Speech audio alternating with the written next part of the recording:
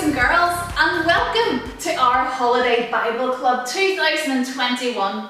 We are very excited that you can join us today. Did you know that the Olympics are on this year? And we are very excited to watch all the different sports. You've actually caught me doing my own stretches. In fact, Phil and I are having our own little competition. But I don't know where he is. Let me phone him and check to see where he is, because he is not here for Holiday Bible Club.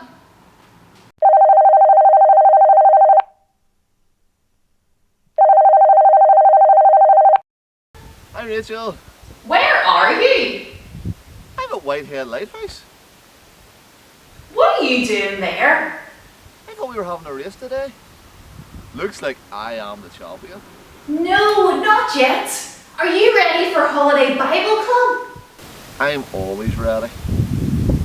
We have plenty of time. That's today. What? That's today? I thought that was next week. Leave it with me and I'll see you there.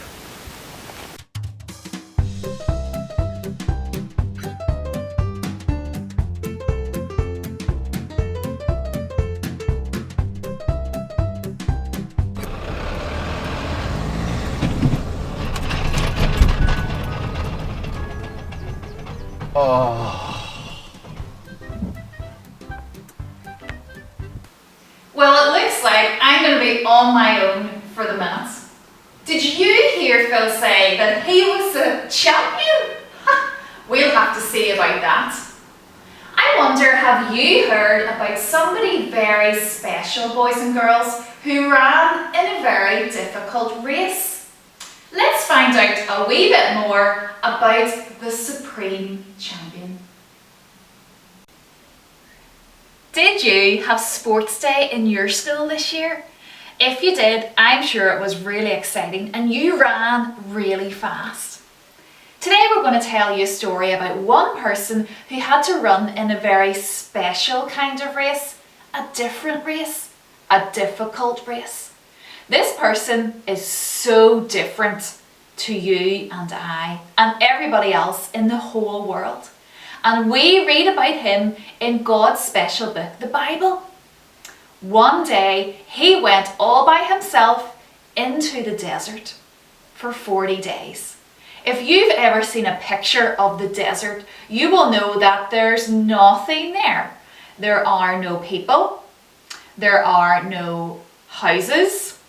There are no places to eat. There's nothing. There's no food. He went by himself. What was he doing, and who was this person? Have you guessed it? It was God's Son, Jesus, and he was spending time talking to and listening to God and getting ready for his race. But while he was there, somebody came to visit. This person is called Satan, God's great enemy.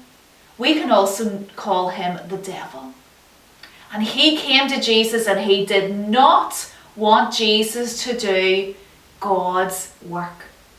He tried to trick him.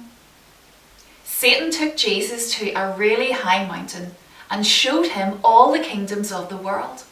And this is what he said. All these things I give you if you will fall down and worship me.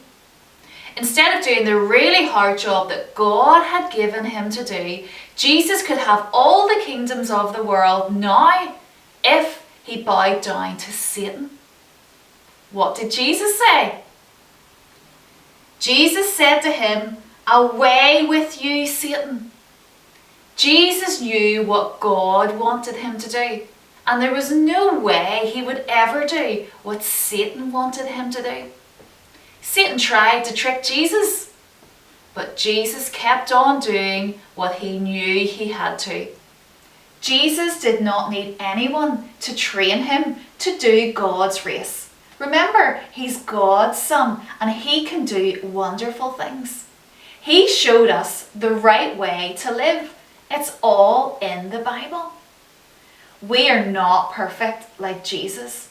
And sometimes we live in a way that Satan would have us live and not God.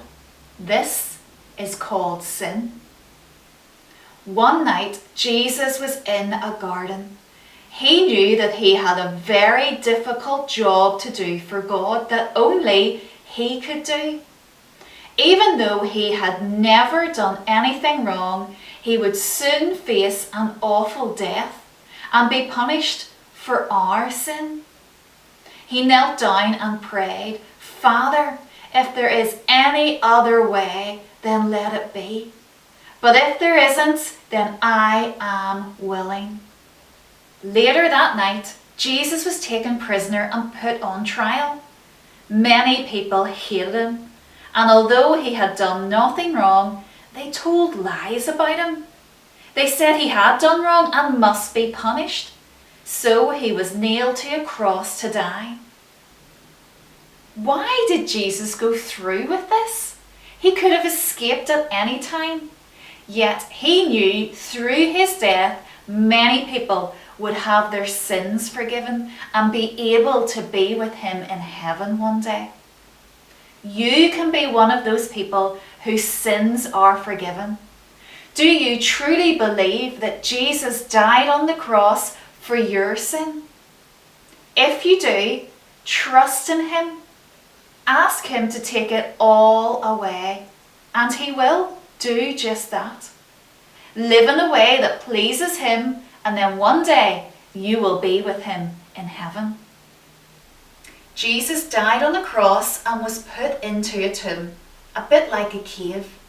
But 3 days later, the tomb was empty. He was alive.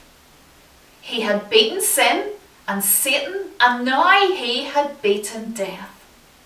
He then appeared to his friends over the next 40 days. They talked with him. They ate with him. They truly knew that he was alive. After this time, he was taken back to heaven.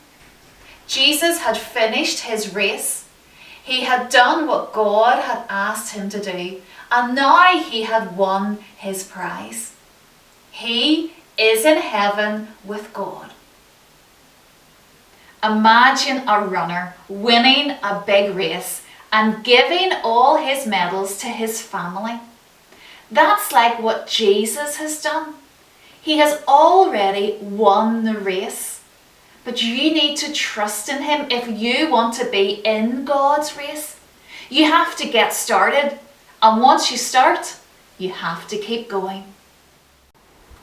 Oh, this isn't good. Right, I know. I'll phone Rachel.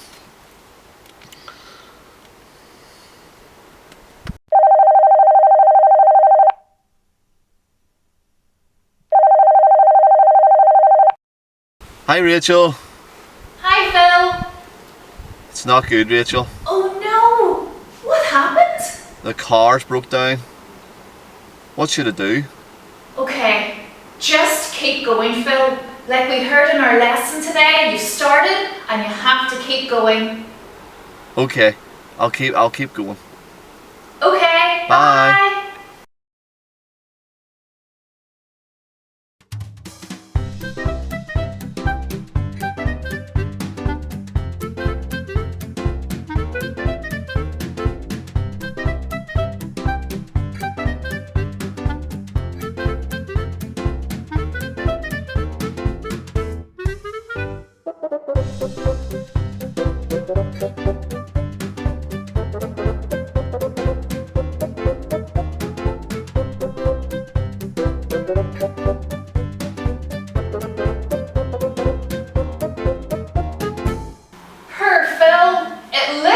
He's going to have to start running to get to the studio. Tomorrow, we're going to find out how to join God's race. And we'll maybe hear how Phil is getting on with his. Until then, boys and girls, we're going to finish with a little song.